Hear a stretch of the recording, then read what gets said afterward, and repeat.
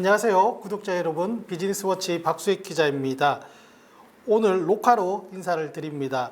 25일 오늘 아침에 오스템 임플란트와 관련해서 중요한 공시가 나왔죠. 공개 매수 선언이 있었습니다. 핵심만 좀 간단하게 알아보겠습니다. UCK 컨소시엄이라고 해서 사모펀드 두 곳이 연합을 해서 주당 19만 원에 오스템 임플란트 주식을 공개 매수하겠다라고 선언을 했습니다. 이 19만 원이라는 의미가 뭐냐면은 이 UCK 컨소시엄이 오스템 임플란트의 현 최대 주주인 최기욱 회장 지분 일부를 인수하는데 그 인수 가격과 동일한 가격으로 다른 주주들의 지분도 매입하겠다 이렇게 선언을 했고요. 이 공개 매수는 UCK 컨소시엄이 오스템 임플란트의 경영권을 확보하기 위한 공개 매수입니다. 한 달 동안 진행을 합니다. 오늘 25일부터 시작이 됐고요. 24일까지 NH투자증권 주관으로 진행을 하는데 공개 매수는 수량이 있습니다. 사전에 최소한 이만큼을 확보하겠다. 그게 뭐냐면 239만 주 지분율로는 15.4%의 지분을 최소한 확보하겠다. 최대로는 71.8%의 지분을 확보하겠다. 최대치가 뭐냐면은 최기욱 현 회장이 가지고 있는 대주주측 지분과 회사가 가지고 있는 일부 자사주를 제외한 나머지 시중에 다른 주주들이 가지고 있는 유통물량 전부를 다 사들일 수도 있다라는 얘기입니다. 즉 지분 100% 확보까지도 염두에 두고 있는 공개 매수입니다. 공개 매수에 만약에 성공을 한다는 조건은 뭐냐면은 이 최소 수량을 충족해야 됩니다.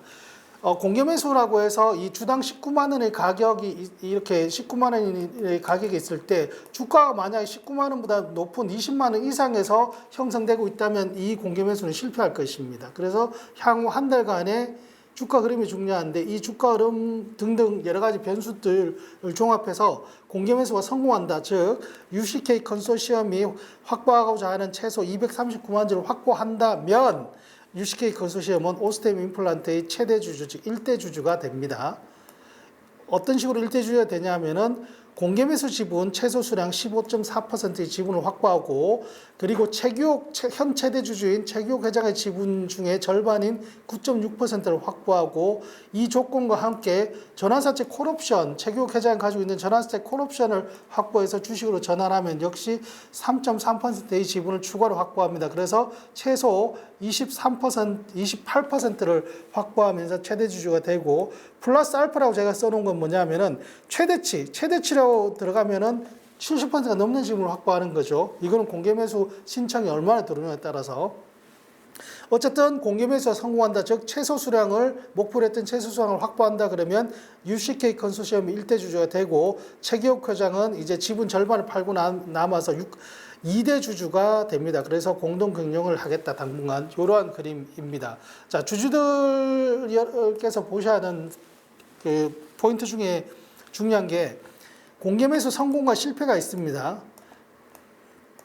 가장 중요한 건 그거죠. 사실 주주들 입장에서는 공개 매수 가격이 19만 원으로 이렇게 결정됐는데 주가 흐름 보고 판단하시면 돼요. 주가가 사실 최근 오스템 임플란트의 주가는 한 20에서 13만 원 사이에서 왔다 갔다 했어요. 그러니까 공개 매수 가격과 비교하면 상당히 낮은 가격, 즉 공개 매수 가격이 높은 가격이었으나 최근에 이러저러한 KCGI 펀드, 소위 강성부 펀드의 경영 참여 그리고 이 UCK 공개 매수 이러한 뉴스들이 뭐 사전에 조금 어느 정도 분위기가 형성이 되면서 거의 현재는 공개 매수 가격에 근접했고 만약 시장 가격이 주가가 이 공개 매수 기간 동안 19만 원을 넘어선다 그러면 아주 상식적으로 공개 매수 응할 필요가 없는 것이죠. 어쨌든 이 UCK가 오스템 임플란트의 공개 매수에 성공을 한다면 아까 말씀드렸듯이 UCK는 최대 주주가 되고 최기욱 회장은 2대 주주가 됩니다. 근데 여기서 또 범위가 있어요. 아까 말씀드렸듯이 공개 매수를 최소 지분율로 15%에서 최대 71% 시중 유통 물량을 다 흡수하는 조건이 있는데 부분적으로 성공했다. 그러니까 한 20% 정도, 30% 정도를 UCK가 확보했다. 그러면 어떻게 되냐? 앞으로는 포괄적 주식 교환이라는 방법을 통해서 잔여 수량도 인수하려고 하는 이런 그림이 가능하다. 그리고 목표했던 전량 거의 대부분을 성공했다. 역시 자진 상장 폐지로 갈 가능성이 매우 높습니다. 실제 그렇게 밝혔고요. 포괄적 주식 교환이라는 것 역시도 자진 상장 폐지로 가기 위한 수순이고, 이렇게 된 뒤에 나중에 그러면 오스템 임플란트는 어떻게 됐느냐? 다시 한번 시장에 일단은 자진 상장 폐지된 이후에 시장에 다시 등장할 가능성은 있습니다. 신규 IPO를 할 가능성이 있고, 이때는 아마 지금의 오스템 임플란트가 아닌 다른 어떤 사업들이 합쳐지거나 또는 쪼개지거나 한 그러한 그림들이 그려지겠죠. 자, 지금 사실 오스템 임플란트가 최근에 관심을 받은 이유는 소위 강성부 펀드라고 불리는 KCGI 펀드의 등장 때문이었습니다.